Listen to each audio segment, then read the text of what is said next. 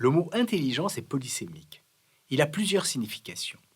En conséquence, je ne saurais en donner une définition unique. J'en retiendrai ici 4. La première, la plus ancienne, renvoie l'intelligence à l'esprit, à la pensée, au psychisme, autrement dit au souffle qui nous anime. La deuxième désigne l'ingéniosité. Est intelligent en ce sens-ci un élève astucieux qui sait résoudre les problèmes qu'on lui pose. La notion de quotient intellectuel est en partie liée à cette deuxième signification, même si les travaux scientifiques actuels montrent qu'elle n'a pas de fondement solide.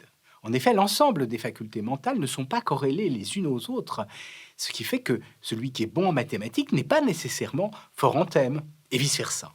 On ne saurait donc réduire l'ensemble des aptitudes mentales à un seul nombre. Insistons aussi sur le fait que l'intelligence, en ce deuxième sens, n'est pas l'intelligence au sens premier, à savoir l'esprit. Ainsi, lorsqu'on ne dit pas d'un élève qui est intelligent, ce qui laisse entendre qu'il n'est pas très intelligent, pas très astucieux, cela ne signifie pas qu'il n'a pas d'esprit. Le troisième sens du mot intelligence est souvent employé en anglais pour désigner le traitement des informations. Ainsi, les institutions du renseignement britannique, l'Intelligence Service, et celles du renseignement américain, la CIA, Central Intelligence Agency, en attestent. Cette acception existe aussi en français. Ainsi, d'anciennes locutions comme « être en bonne intelligence » ou « crime d'intelligence avec l'ennemi » se réfèrent à cette troisième signification. Enfin, il existe un quatrième sens du mot intelligence qui vient de philosophes d'orientation positiviste qui vécurent à la fin du XIXe siècle.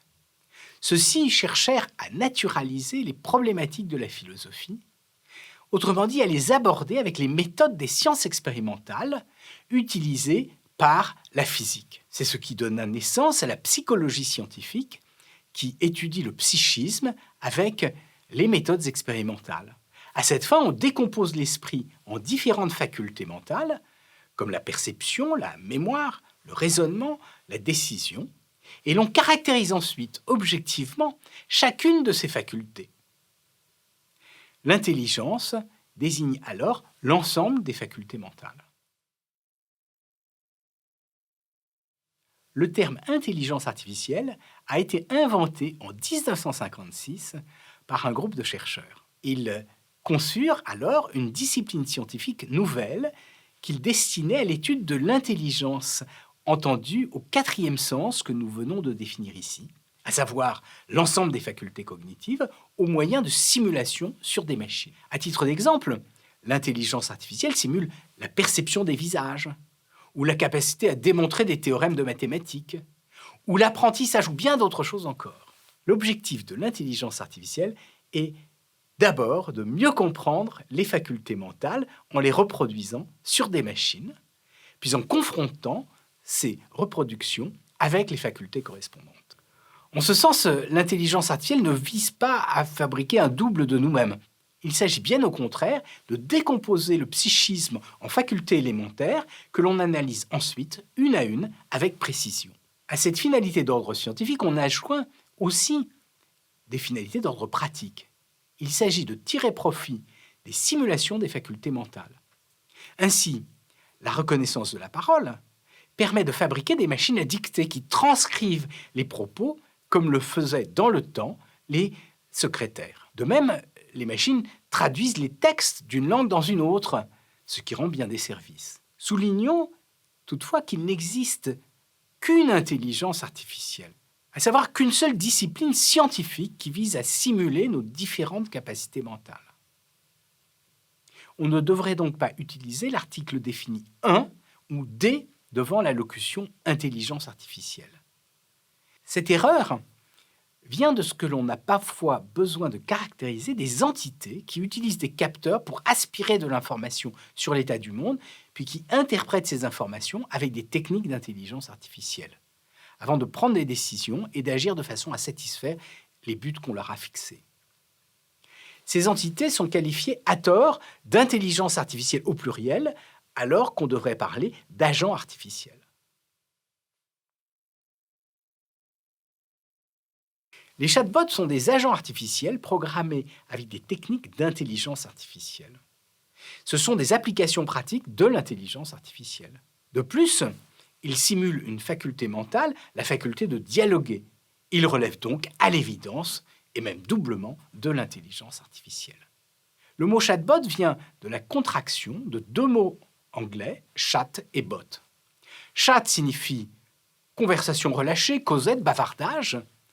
Quant à bot, il désigne un robot tronqué, la moitié d'un robot, un robot qui n'a pas de partie mécanique. C'est un logiciel qui accomplit des tâches, qui agit. En cela, c'est un agent artificiel. Ainsi, un chatbot est un bot avec qui on bavarde, autrement dit, un robot bavard capable de tenir des conversations informelles. Le premier chatbot a été conçu en 1965 par un chercheur du MIT, Joseph Weizenbaum. Ce chatbot s'appelait Elisa et simulait un psychiatre avec qui on pouvait dialoguer. Il faisait écho au scénario imaginé par le grand mathématicien Alan Turing dans l'article séminal qu'il écrivit en 1950 sur l'intelligence des machines et que l'on appelle depuis, en hommage à Alan Turing, le test de Turing. Depuis 2022, on a réalisé des chatbots avec des modèles de langue construits sur d'immenses réseaux de neurones formels. Ces réseaux de neurones contiennent des milliers de milliards de connexions et on les entraîne à partir de l'équivalent de centaines de milliers de livres, c'est-à-dire environ du 10e de la Bibliothèque nationale de France. Les résultats obtenus sont impressionnants. N'importe qui peut télécharger ces chatbots sur son téléphone portable et les tester. Ils sont à l'origine d'un véritable engouement populaire pour l'intelligence artificielle. Toutefois, s'ils parlent avec faconde et répondent à toutes les questions qu'on leur pose, ces robots bavards ne raisonnent pas. Ils font des erreurs et disent des bêtises que l'on qualifie parfois, à tort, d'hallucinations. Ce sont des perroquets qui répètent des propos tenus par d'autres et enchaînent des lieux communs. Il n'empêche, répétons-le, que ce sont bien des applications de l'intelligence artificielle. Nous l'avons vu, l'intelligence artificielle vise à simuler différentes facultés mentales, telles la perception, le raisonnement, le langage, la mémoire, l'apprentissage et bien d'autres.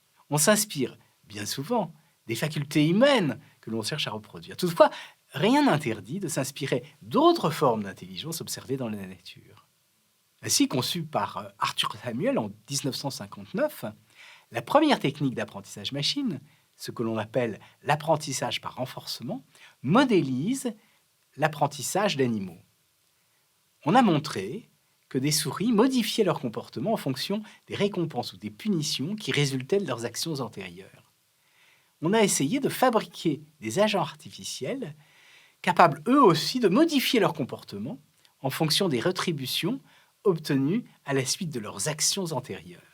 De même, et sur un autre registre, on a modélisé l'adaptation des espèces biologiques en simulant, avec ce que l'on appelle les algorithmes génétiques, des populations d'individus dotés chacun d'un ensemble de chromosomes différents des autres. Les individus les plus adaptés à leur environnement s'accouplent, se reproduisent pour donner naissance à de nouveaux individus qui héritent des caractéristiques de leurs parents, tandis que les moins adaptés disparaissent. Quant aux réseaux de neurones formels, ils modélisent des réseaux de neurones biologiques qui ne sont pas l'apanage des seuls êtres humains. En somme, l'intelligence artificielle n'est pas uniquement anthropomorphique, contrairement à ce que certains affirment. Quant au terme, il choque parfois du fait qu'il accole deux mots apparemment contradictoires, intelligence qui désigne l'esprit et artificielle qui qualifie ce qui résulte de l'art, à savoir de procédés humains. Pourtant, sa signification est claire. Il s'agit, comme nous l'avons vu, de simuler les différentes facultés mentales avec des machines. Cela fait 70 ans que ce terme existe et sa popularité ne cesse de croître. Il n'y a donc aucune raison d'en changer. Il faut simplement expliquer ce qu'il signifie précisément, de façon à éviter les malentendus susceptibles de se faire jour.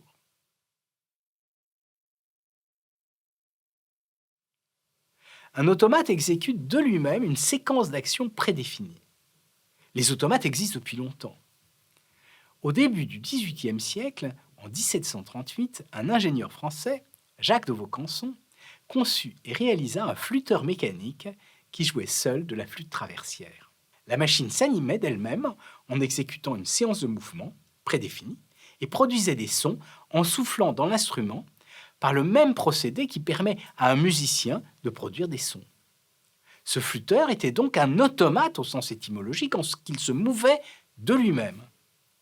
Rappelons que le mot automate vient du grec ancien et il signifie se mouvoir de soi-même. Il atteste de l'existence d'automates très tôt, dès la plus haute Antiquité. Plus tard, dans la deuxième moitié du XVIIIe siècle, un horloger suisse, Henri-Louis Jacquet-Drose, conçut 3 automates programmables.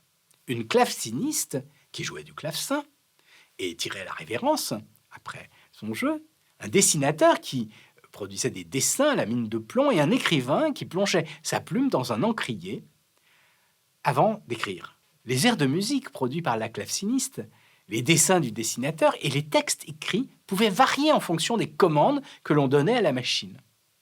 Toutefois, ce ne sont là encore que des automates, car les séquences des actions qu'ils exécutent sont toutes prédéfinies par un programme donné en préalable à la machine. Avec l'intelligence artificielle, il en va autrement.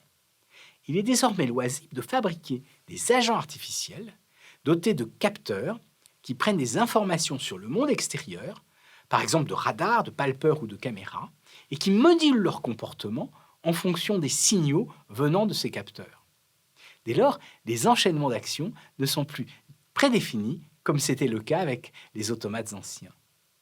Ils dépendent aussi des informations reçues par les capteurs. Ils s'adaptent donc à leur environnement.